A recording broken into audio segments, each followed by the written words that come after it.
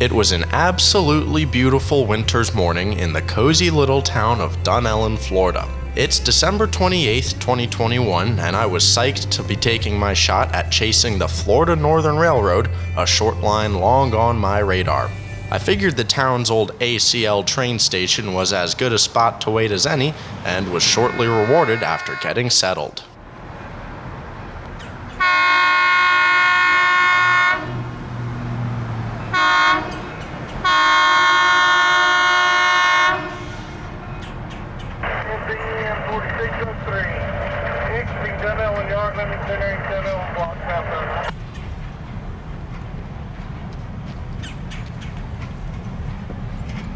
Seven 6.47 crossing deactivated.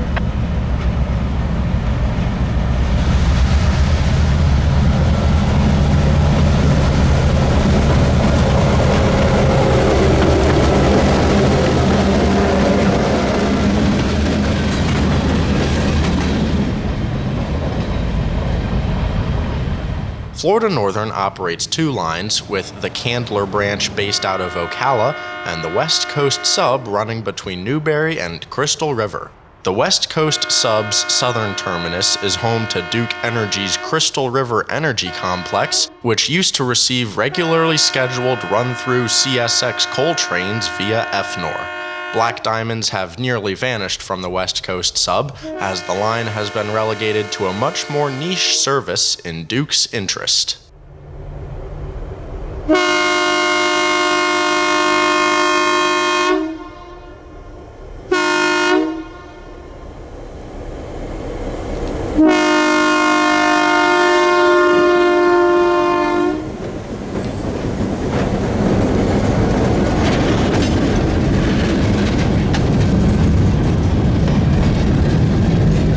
The scale of the Crystal River campus is incomprehensible. There's a 3-mile lead down West Powerline Street where you can almost feel the electricity above, all while the plant's reactors loom in the distance. Of the 5 reactors at Crystal River, referred to as Red Level by Duke and the railroad, one of them was once nuclear powered.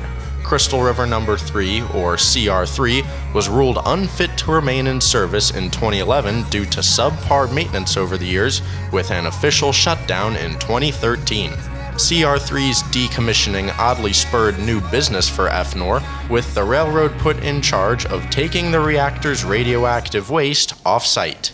These train movements are few and far between, with the entire dismantling process estimated to take just under a decade.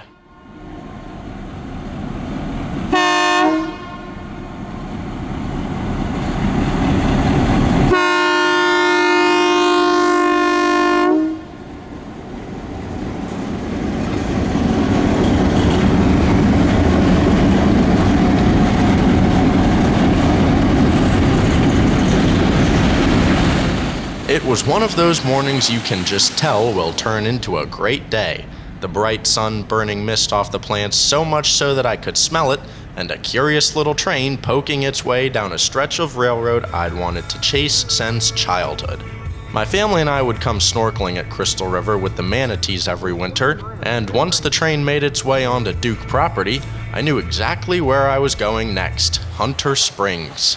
My grandparents lived on this very lake for a couple years after college, and would eventually take us back here every year, and for good reason. The water is a crisp 72 degrees year-round, not to mention some of the cleanest and clearest you'll ever get to swim in. It's no wonder where this town gets its name. There's nothing like a nostalgic anecdote to make a train chase even better, and I must admit that I was very close to packing up the camcorder and renting a wetsuit for the rest of the morning. I eventually talked myself back into the chase and wound up at Red Level just as my train was preparing for departure. Much to my delight, the high hood was to be up front on the northbound run. Remember how I said it was gonna be a good day?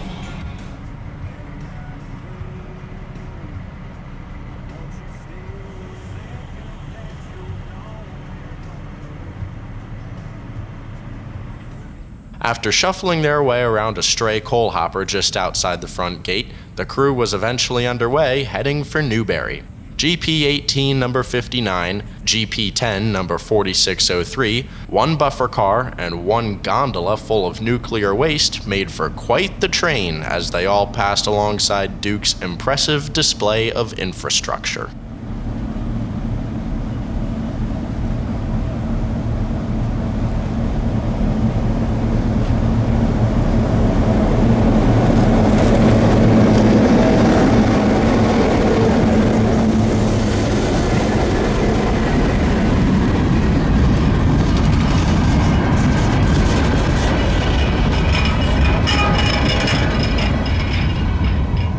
What's neat about Crystal River is even with the massive energy complex, the town still manages to stay beautiful.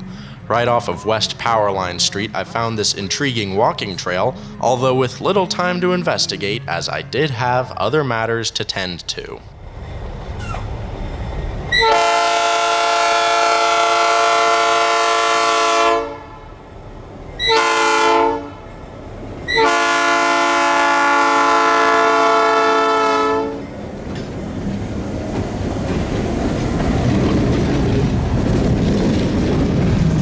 Some may say that the number 59 is bad luck.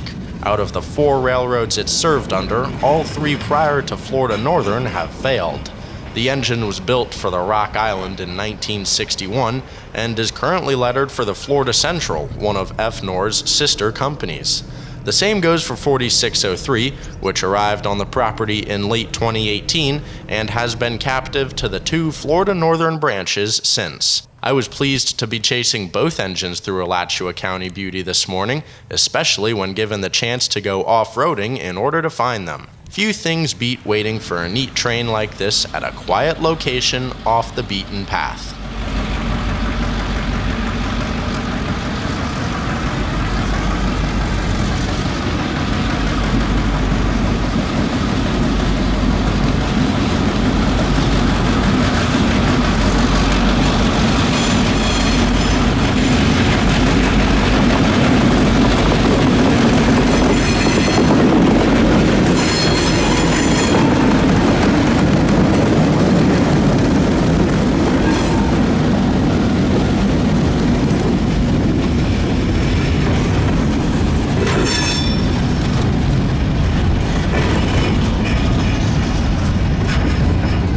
After clearing the sandy crossing in the middle of nowhere, I landed back in Dunellen to watch the duo of Jeeps, this time with a little more pep in their step.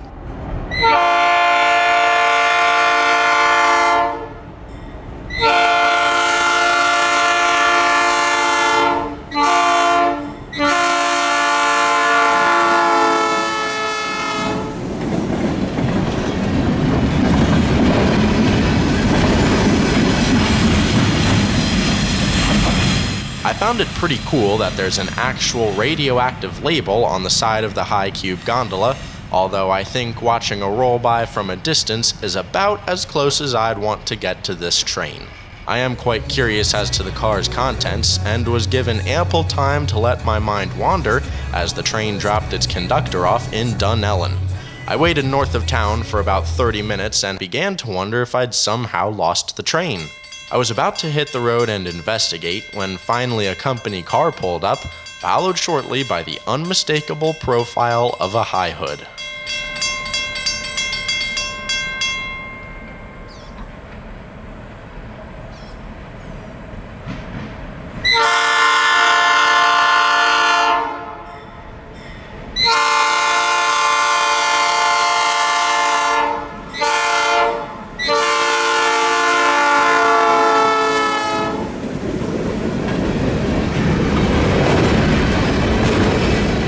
The West Coast sub boasts some genuine Florida scenery, such as the Whispering Dream Farm and its trackside pastures.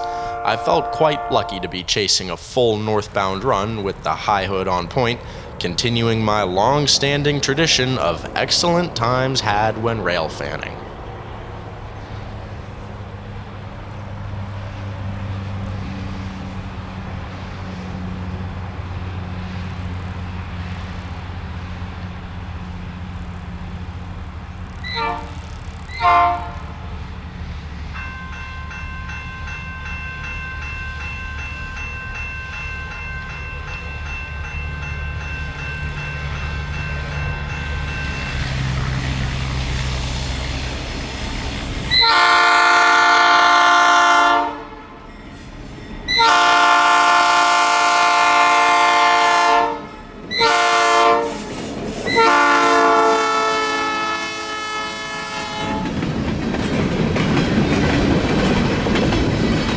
Staying true to its Florida roots, there's a bit of weirdness among the beauty that surrounds the West Coast sub.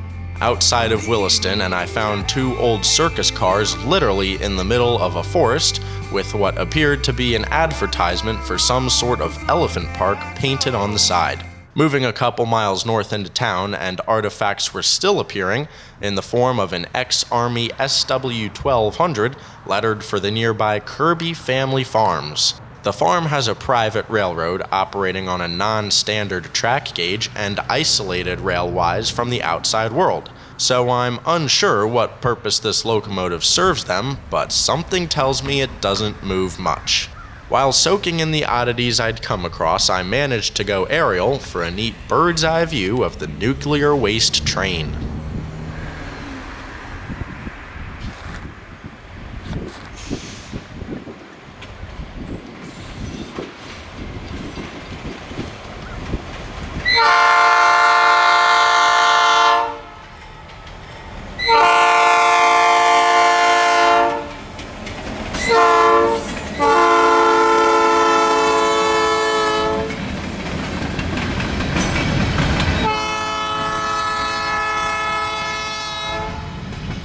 Continuing north, and I was now in Archer, where I figured a photo shoot was to be had.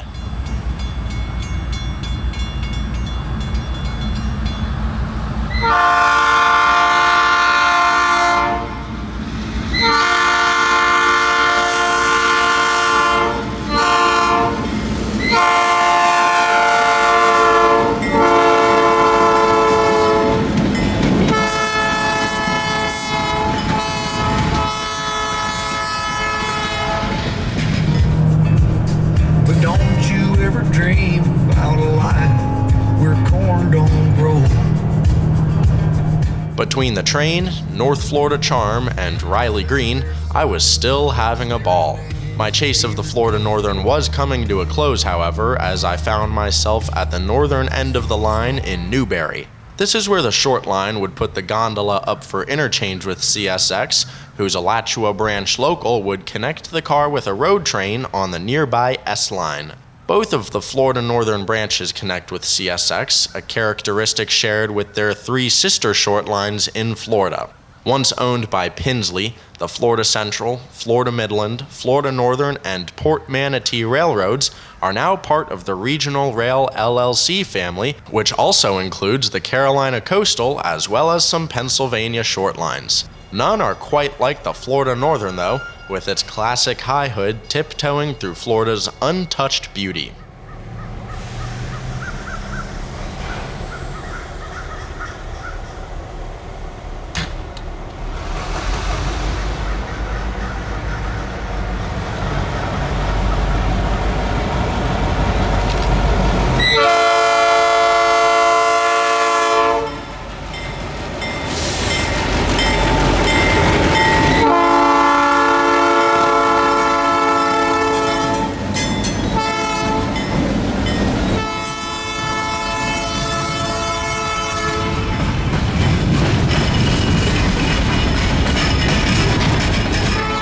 I know I said how Red Level's toxic waste is about all the business left on this line, but technically that's wrong. The railroad has some transload going on in the Newberry siding, but that only requires about a 2-minute train ride from the CSX side of town, sitting just under that water tower. This is where the two roads hand off to one another, and where I'd find the nuclear waste train next. They were making the necessary arrangements to shove the gondola onto an unused leg of the Newberry Y.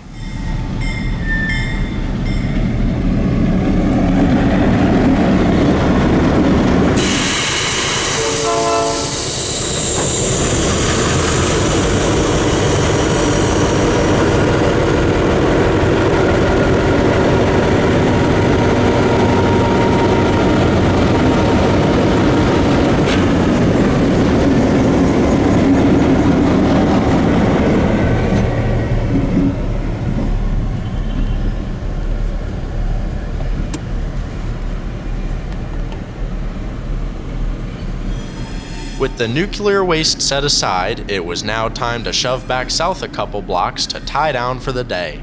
The buffer car is still hanging around, as it will more than likely be used on the railroad's next assignment down to Crystal River.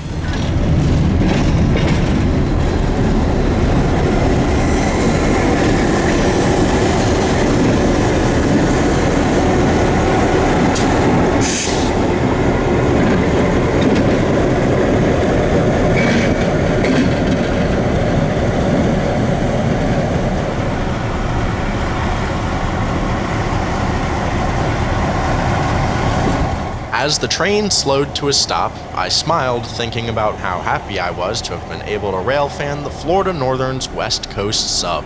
Thanks for railfanning with me today.